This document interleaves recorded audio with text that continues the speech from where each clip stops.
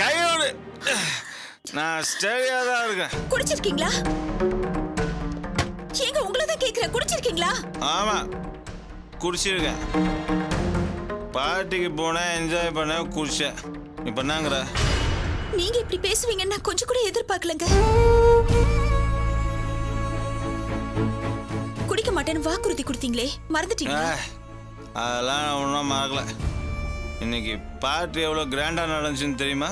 எல்லாரும் என்ன எவ்வளோ புகழ்ந்தாங்க, என்ன எவ்வளோ பாராட்டினாங்கன்னு உனக்கு தெரியுமா? அதை கேட்கும் போது குடிக்காமலே சும்மா ஜுவ்னு போதையேறி மேலே எங்கேயோ பறக்கிற மாதிரியே இருந்துச்சு. எல்லாரும் சந்தோஷமா இருந்தாங்க.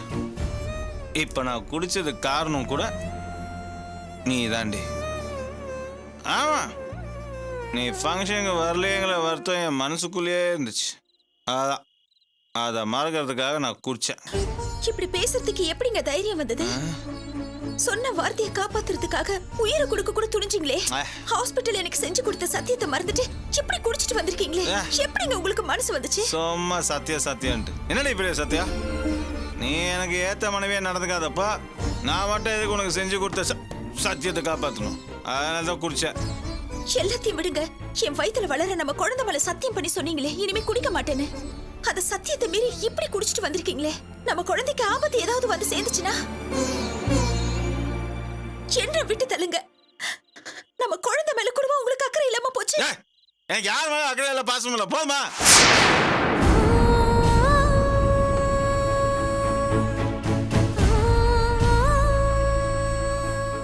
ஹாஸ்பிட்டல் எனக்கு பண்ணி கொடுத்த சத்தியத்துக்கு அப்புறம் இன்னைக்கு தான் நீங்க முதல் தடவையா குடிச்சிருக்கீங்களா, இல்ல இதுக்கு முன்னாடியும் நீங்க குடிச்சிருக்கீங்களான்னு எனக்கு தெரியலங்க. ஒருவேளை நீங்க சத்தியத்தை மீறினதுனால தான் நம்ம குழந்தைக்கு இப்படி ஒரு நிலைமை வந்திருக்கோ என்னமோ. நம்ம குழந்தைக்கு இப்படி ஒரு நிலைமை வரதுக்கு நீங்களே ஒரு காரணம் ஆயிட்டீங்க. எப்படிங்க நீங்க சுயநலவாதியா மாறீங்க? நானா மாறல, ஒன்னாலதான்.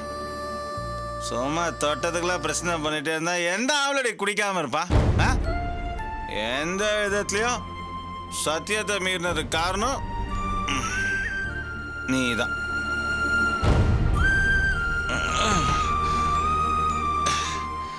எனக்கு பொன்னாடி பத்தியும் கவலை இல்லை, வயிற்றுல வளர்ற குழந்தை பத்தியும் கவலை இல்லை.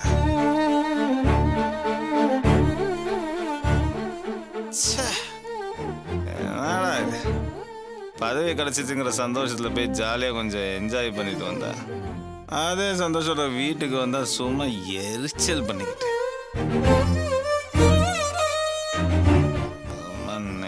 நெய்ன்னு வர வர அந்த வீட்டுக்கு வரதே எனக்கு பிடிக்கல.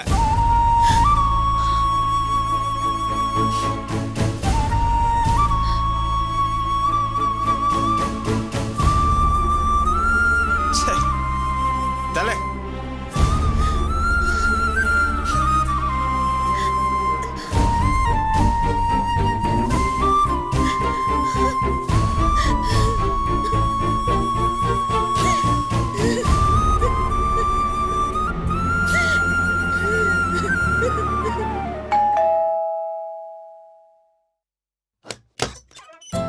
வாங்க ஆண்டி.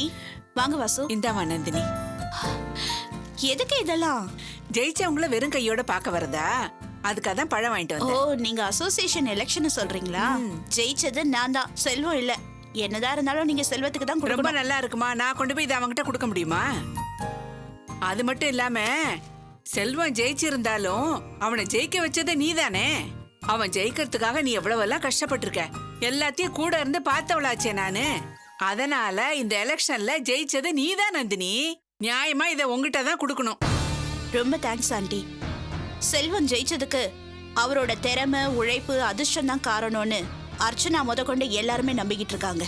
ஆனா செல்வம் ஜெயிச்சதுக்கு உண்மையாவே நான் தான் காரணம்னு நீங்க நினைக்கிறீங்க பாருங்க, அதுக்கு ரொம்ப தேங்க்ஸ். அதெல்லாம் சரி, அவனை எலெக்ஷன்ல ஜெயிக்க வச்சாதான் வாழ்க்கையில தோக்கடிக்க முடியும்னு சொல்லிட்டே இருப்பியே. இப்ப அடுத்து அதுக்கு என்ன பண்ண போற? இப்பதானே பதவிக்கு வந்திருக்காரு. மெல்ல மெல்ல செல்வத்தோட மனசுல அதிகார போதையை ஏத்தணும். தான் தான் எல்லாமேங்கிற எண்ணத்தை உருவாக்கணும். பதவி ஏற்பு விழாவுக்கு வராத அர்ச்சனா மேல செல்வத்துக்கு ஆத்திரம், கோவம் எல்லாம் ரொம்ப இருக்கு. இந்த பதவியில செல்வம் நடந்துக்கிற விதத்தை வச்சு அர்ச்சனா செல்வத்துக்கு நடுவுல இருக்கிற இடைவெளிய பெருசாக்க போறேன். எப்படியோ அந்த அர்ச்சனா செல்வத்தை விட்டு அந்த வீட்டை விட்டு வெளியே போகணும். அந்த இடத்துக்கு நீ வரணும். அதுக்கப்புறம் அந்த கம்பெனியில பெரிய பொறுப்பு வாசுக்கு கிடைக்கணும். அதான் என் ஆசை நந்தினி. அதெல்லாம் நீ தான் நிறைவேற்றி வைக்கணும். கவலையே படாதீங்க. நான் போடுற ஒவ்வொரு பிளானும் கண்ணு முன்னாடி சக்சஸ் ஆகுறத பார்த்துட்டு தானே இருக்கீங்க. நான் நினைச்சதை அடையறதுக்காக எந்த எக்ஸ்ட்ரீமுக்கு வேணாலும் போவேன். நான் சொன்னதை செஞ்சு காட்டுவேன். வாசு, டேய், என்ன வாசு, இவ்ளோ பெரிய வெற்றி கிடைச்சிருக்க, உங்க முகத்துல சந்தோஷத்தையே காணோம். இந்த வெற்றியில உங்களோட பங்கு பெரிய அளவுல இருந்தும் ஏதோ சம்பந்தமே இல்லாத மாதிரி முகத்தை வச்சிட்டு இருக்கீங்க. ஏ, செல்வம் ஜெயிச்சது உங்களுக்கு பிடிக்கலையா? அப்படிலாம் ஒண்ணும் இல்ல மேடம். அப்புறம் ஏன் இவ்ளோ அப்செட்டா இருக்கீங்க? அது டைவர்ஸ் கேஸ் கோர்ட்டுக்கு வருது இல்ல, அதனால்தான் அதை நினைச்சு இப்படியே இருக்கான். ஓ, டைவர்ஸ் கேஸ் இருக்குல்ல? ஆமா நந்தினி, அந்த கோர்ட்டுக்கு போறத நினைச்சுதான் இவன் ஒரு மாதிரி இருக்கான். எனக்கு என்ன சொல்றதுன்னே புரியல. அதனால்தான் இவனை இங்க கூட்டிட்டு வந்தேன். நீ தான் இவன் வாழ்க்கைக்கு ஒரு வழி பண்ணணும். மேடம், இந்த டைவர்ஸ் கேஸ் விஷயத்துல நீங்க தான் மேடம் எனக்கு ஏதாவது ஒரு ஐடியா சொல்லணும். அந்த செல்வம் என்னடானா ரேவதியை டைவர்ஸ் பண்ணணும்னு ஒத்த கால்ல நிக்கிறான். எனக்கு என்னமோ செல்வம் சொல்றதுதான் சரின்னு தோணுது வாசு. என்ன மேடம் நீங்களும் இப்படி சொல்றீங்க? இந்த விஷயத்துல நீங்க தான் எனக்கு ஹெல்ப் பண்ணுவீங்கன்னு பார்த்தா இப்படி சொல்றீங்களே. வாசு, நான் சொல்றத கொஞ்சம் பொறுமையா கேளுங்க. செல்வம் ரேவதி மேல இருக்கிற கோவத்துல உங்களை டைவர்ஸ் பண்ணிடுங்கன்னு சொன்னாலும் ஒரு விஷயத்த நீங்க யோசிச்சு பாத்தீங்களா? ரேவதி காதலிச்சு கல்யாணம் பண்ண உங்களை உதாசீனப்படுத்திட்டு இன்னொரு கல்யாணம் பண்ணிக்க சம்மதிச்சுட்டாங்கிறது உண்மைதானே?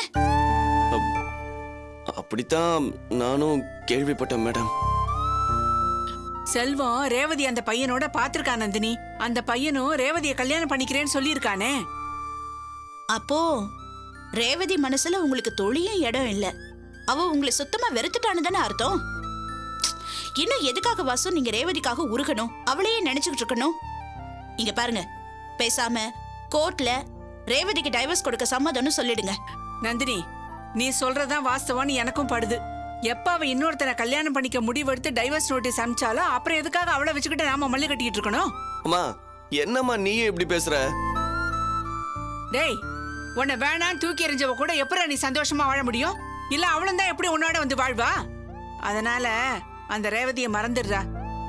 செல்வன் தான் சொல்லி இருக்கான்ல, உனக்கு நல்ல வசதியான சொத்துள்ள பொண்ணா பார்த்து கட்டி வைக்கிறேன்னு. அவ சொன்னா செய்வான்டா. எனக்கும் என்னமோ நீ ரேவதியை விவாகரத்து பண்றதா நல்லதுன்னு தோணுதுடா. டேய், எப்படி பார்த்தாலும் 2 வகையிலயும் லாபம் உனக்கு தாண்டா. ஒண்ணு, அந்த செல்வம் பேச்ச கேட்டு நீ ரேவதியை விவாகரத்து பண்ணேன்னா செல்வம் மனசுல உனக்கு ஒரு இடம் கிடைக்கும்டா. அதனால உனக்கு கம்பெனியில கௌரவமும் மரியாதையும் கூடும். 2வது, செல்வம் தான் சொல்லி இருக்கான்ல, ஏகப்பட்ட சொத்தோட நல்ல பொண்ணாவே பார்த்து உனக்கு கட்டி வைக்கிறேன்னு. அந்த சொத்தெல்லாம் வேற உனக்கு வந்து சேரும்டா. அது மட்டும் இல்லடா, நந்தினி வேற ஒரு திட்டம் வச்சிருக்கு. டேய், எப்படி பார்த்தாலும் உனக்கு அமோகமான வாழ்க்கை வரப்போகுதுடா. அதனால ரேவதியை அத்து விட்டுரு. ஆண்டி ஒரு முடிவுக்கு வந்துட்டாங்க. நீங்க என்ன சொல்றீங்க வாசு? எனக்கு என்ன முடிவெடுக்கிறதுனே தெரியல மேடம். ஒரே குழப்பமா இருக்கு.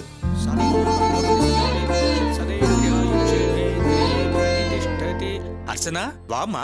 நல்லா இருக்கியா? நல்லா இருக்கு சாமி. இருக்கணும். இந்த அம்பாளோட அனுகிரகம் உனக்கு எப்பவும் இருக்கும். உங்க அம்மாவோட வேண்டுதல் எவ்வளவு, பூஜை புனஸ்காரம் எவ்வளவு, பரிகாரம் எவ்வளவு, அதெல்லாம் சும்மாவா?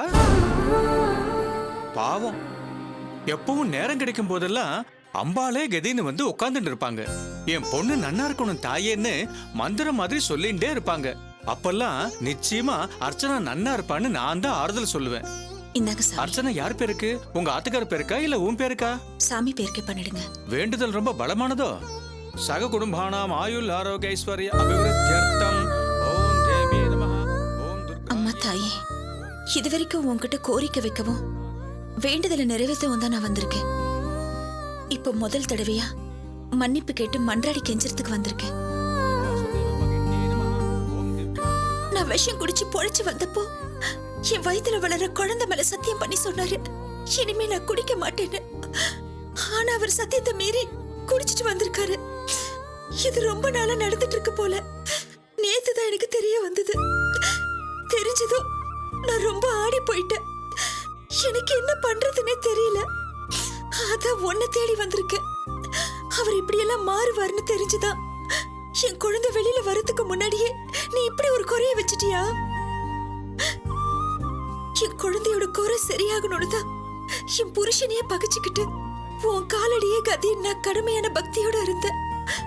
அதனால என் குழந்தையோட குறையெல்லாம் சரியாகும்னு நம்பிக்கையோட இருந்தேன். இப்ப என் நம்பிக்கையில வெளி வச்ச மாதிரி என் புருஷன் திரும்பவும் குடிச்சிட்டு வந்திருக்காரு. எனக்கு உன்கிட்ட எப்படி கேக்குறதுன்னே தெரியல. ஆனா தயவு செஞ்சு எங்களை மன்னிச்சிடுமா. என் புருஷன் பண்ண தப்புக்கு தயவு செஞ்சு என் குழந்தைய தண்டிச்சிடாத. எனக்கும் என் புருஷனுக்கும் உறவு சரியில்லாத நிலைமையில அவரை ஏன் கூட கூட்டிட்டு வந்து மன்னிப்பு கேட்க வைக்கவோ இல்ல மறுபடியும் குடிக்க மாட்டேன்னு சத்தியம் பண்ண வைக்கவோ என்னால முடியாது. அதனாலதான் நான் மட்டும் வந்திருக்கேன். தயவு செஞ்சு என் குழந்தை மேல கருணை காட்டு. என் குழந்தை எந்த குறையும் இல்லாம நல்லபடியா பொறுக்கணும் தாயே. இதுக்கு மேலேயும் என் குழந்தைய நீ தண்டிக்கணும்னு முடிவு பண்ணினா தயவு செஞ்சு என் குழந்தை பொறுக்கிறதுக்கு முன்னாடியே என் உயிரை எடுத்துரு.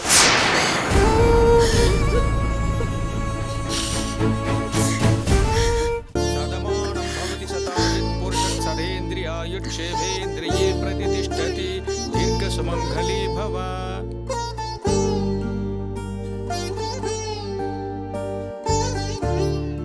இந்த அர்ச்சனா வரேன் சாமி. வாமா.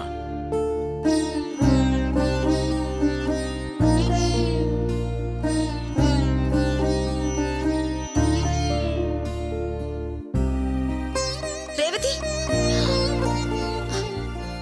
அக்கா நீங்களா? உங்களை இங்க பாப்பேன்னு எதிர்பார்க்கவே இல்ல. எப்படி இருக்கீங்க? நீ எப்படி இருக்க? நீ பயபக்தியோட சாமி கும்பிட்டுட்டு இருந்த.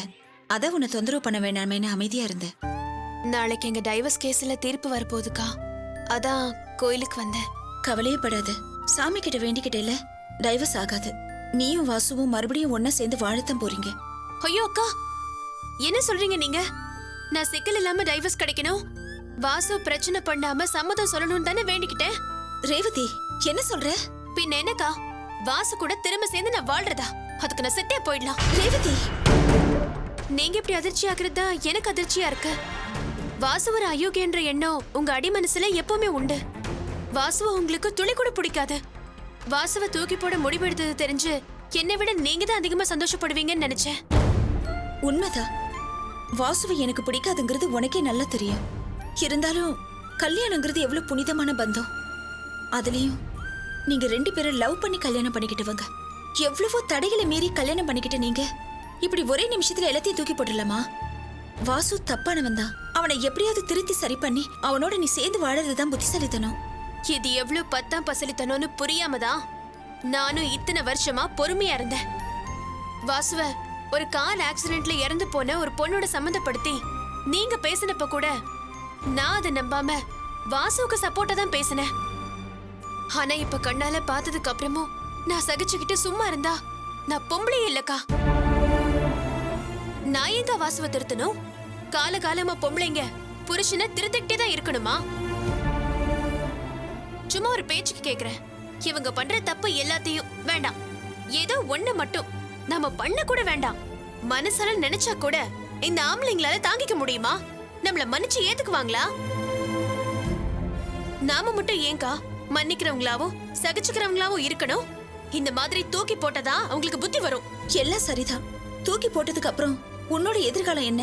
புருஷன் இருந்தும் விதவ மாதிரி தான் வாழணும். இந்த உலகத்துல புருஷன் இல்லாம வாழறது ரொம்ப கஷ்டம் ரேவதி. இல்லக்கா, இப்படி பொய்யா ஒரு வாழ்க்கைய வாழ்றதை விட அந்த கஷ்டமே பரவாயில்ல. அத நான் சந்தோஷமா ஏத்துக்குவேன். ஐயோ, நீ ஏதோ ஒரு வேகத்துல பேசுற. 1000 தான் கஷ்டங்கள் இருந்தாலும் புருஷனோட சேர்ந்து வாழறதுதான் பொம்பளைங்களுக்கு பெருமை ரேவதி. அக்கா, நான் கேக்குறேன்னு தப்பா எடுத்துக்காதீங்க. நீங்க கூட தான் புருஷன் கூட வாழ்றீங்க.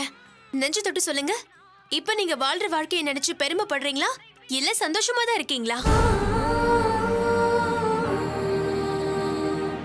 எனக்கு தெரியும்க்கா, மாமாவால நீங்க கஷ்டப்பட ஆரம்பிச்சு ரொம்ப நாள் ஆயிடுச்சு. மாமா மாறி போய் கூட ரொம்ப நாள் ஆயிடுச்சு.